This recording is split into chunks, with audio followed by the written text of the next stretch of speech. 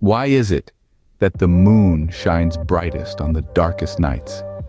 Is it because the contrast of light against the black abyss of the night sky brings out its true beauty? Or perhaps it's a metaphorical statement that even in the darkest hours, there is a beacon of hope. This intriguing thought is not without correlation to the dilemma faced by the creator, the poet, who finds beauty in the melancholy, who paints with words a world tinted with somber hues. On one hand, there's the argument that the poet should cater to the desires of the audience. After all, art is a form of communication, a dialogue between the creator and the audience. By giving the audience what they want, the poet ensures that their work resonates with a wider demographic. The poems could be more optimistic, more uplifting, and perhaps even more commercially viable. There's merit in this approach, as it allows the poet to reach a broader audience, to spread their words far and wide. On the flip side, there's a counter-argument.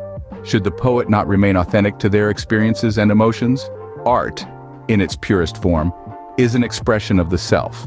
It's a reflection of the artist's inner world, their thoughts, their feelings, their experiences. If a poet's experiences happen to be filled with sorrow and heartache, shouldn't their poems reflect that? To force happiness and positivity into their work would be akin to wearing a mask, to presenting a facade to the world.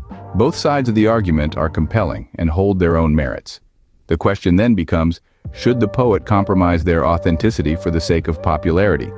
Or should they hold steadfast to their truth, even if it means their work resonates with a smaller audience? In conclusion, the dilemma faced by the poet is one of authenticity versus popularity. Should they cater to the desires of the audience, potentially sacrificing their authenticity in the process?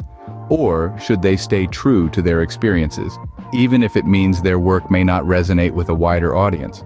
This is a question that many artists grapple with, and perhaps there is no definitive answer. After all, the beauty of art lies in its subjectivity. And just like the moon on a dark night, perhaps it's the contrast of the poet's somber words against the backdrop of their audience's expectations that truly brings out their brilliance.